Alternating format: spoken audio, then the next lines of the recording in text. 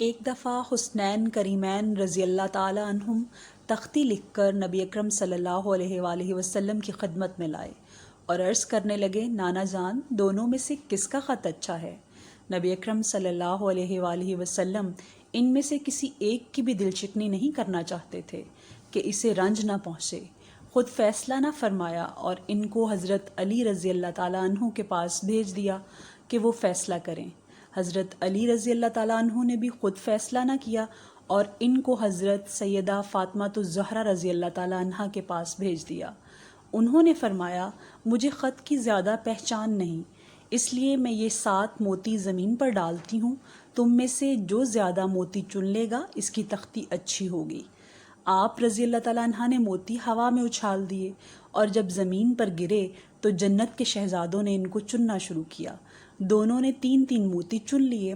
اب دونوں میں سے کوئی ایک 7واں موتی اٹھا سکتا تھا کہ حضرت جبرائیل علیہ السلام آئے اور 7واں موتی اٹھا لیا۔ اللہ کے حکم سے اس کے 2 ٹکڑے کر دیے اور دونوں شہزادوں نے آدھا آدھا اٹھا لیا۔ دونوں شہزادوں میں سے کسی کو شکست کا منہ نہ دیکھنا پڑا۔